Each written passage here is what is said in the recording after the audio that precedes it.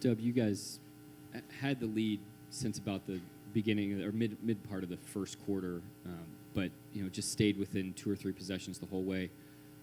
What was the level of focus that you guys had on just the possessions and not the scoreboard?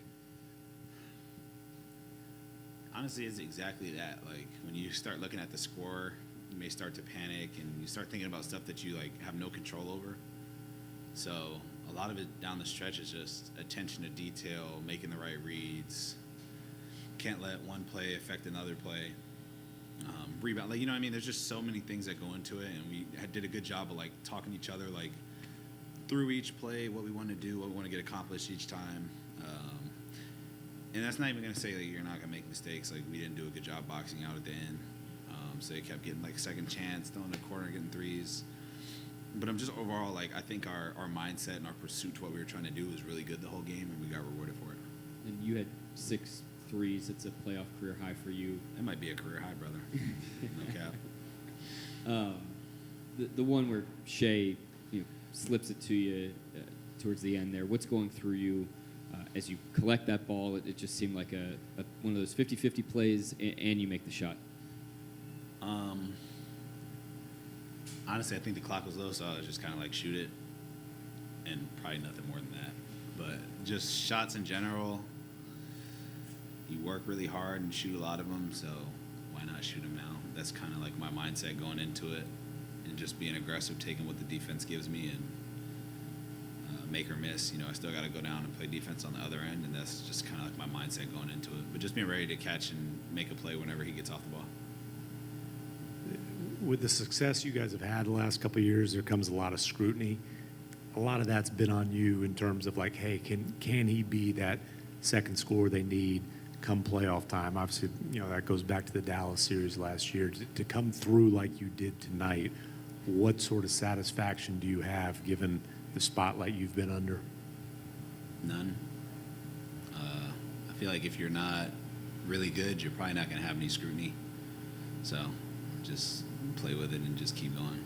A lot of the people that are talking about me can't do what I do, and I know that, and I think that gives me a lot of confidence. I just go out there and do whatever the team needs me to win. Basketball is so much more than scoring and making the heroic play every time. There's so many things that go into a game that you can be good at and impact the game, and that's how I see it. But it doesn't bother me. I'm the one that stays late night and shoots and works out and does that, so it gives me a lot of confidence going into my game, and from there I just play. And tonight you started off hot. You obviously closed strong. What did you feel got you in a rhythm tonight, or why do you think you were able to get in such a groove? Just making quick decisions, being ready to shoot, being ready to play. I think my defense got me in the game as well, but just being ready to play off of my team and trust each other to make the right plays and make shots.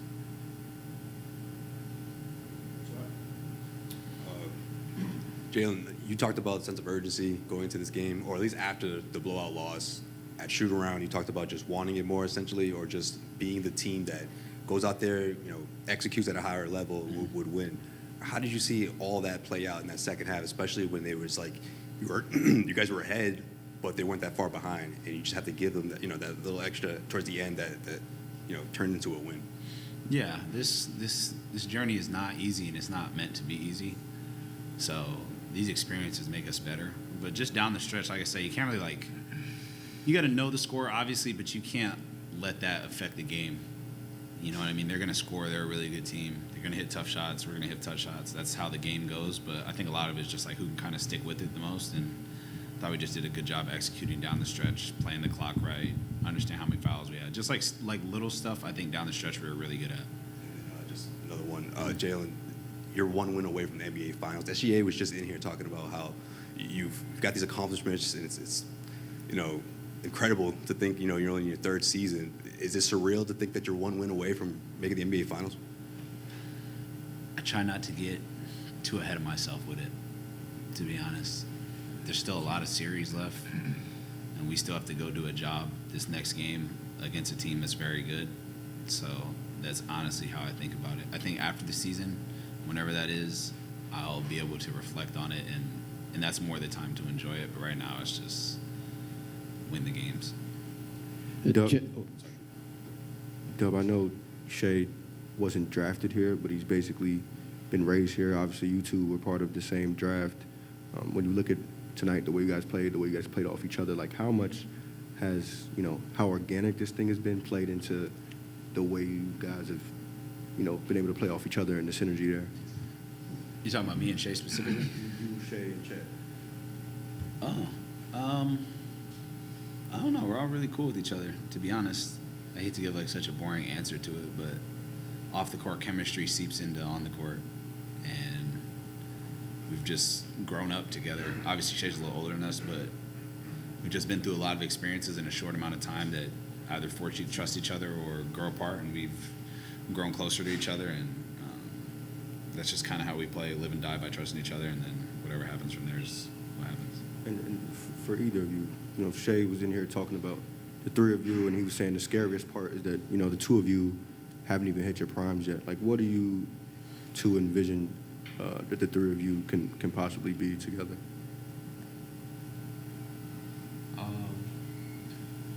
I think we're going to be as good as we put the work in to be. So I'm not going to sit here and like make some big statement for you. You know what I'm saying? But we're very confident in how hard we work and very confident in each other's abilities, and we all want to see each other succeed. So that's a good recipe for success, and we just have to kind of execute on it. Chet, just curious what it means to you to have this kind of impact and this kind of performance in a place that means so much to you here. Yeah, it's great. Obviously, last game wasn't, how I kind of wanted to show up in my home city, with a lot of friends and family watching and everything. So it was great to be able to kind of bounce back this game and, come away with the win. That's the most important thing outside of that. But I also felt like I played a better game. I still had stretches where I could be a lot better, and I'm going to go back and watch that and try and clean that up. But as a team, as a collective, I think we're a lot better tonight. We looked at some of the things that the Wolves switched up last game and made adjustments with, and then we were able to be better in those areas. And when you can kind of make adjustments and then also just come out and play harder, play better, play more hungry, it's a good recipe. Chet, you were talking about the work earlier, and I just wonder about you put a ton of investment into your three-point shot throughout the course of this year. Last summer it was a lot on the handle, and we saw those drives and spins and the attacks. What's it feel like in a game of this magnitude to feel and see that work that you put in come to fruition?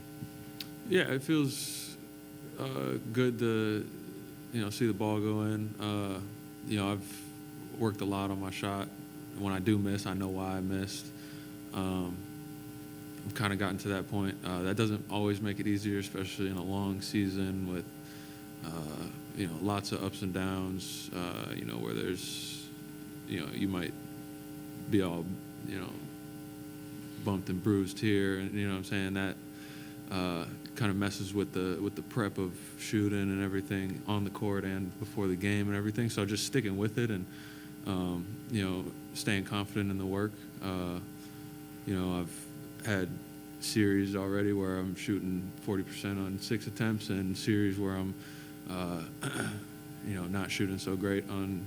I'm trying to keep the attempts up. I'm not scared to let it fly. I put the work in for a reason. At the end of the day, if I'm not shooting, it's going to be because of my teammates. If they stop passing me the ball, then I won't shoot the ball. You know what I'm saying? So, but if they pass it to me, they expect me to shoot it, and that's the way I look at it. I put the work in to make shots, and if that shot didn't go in, then I know what I have to work on to try and make the next one. I'm kind of gotten to that point.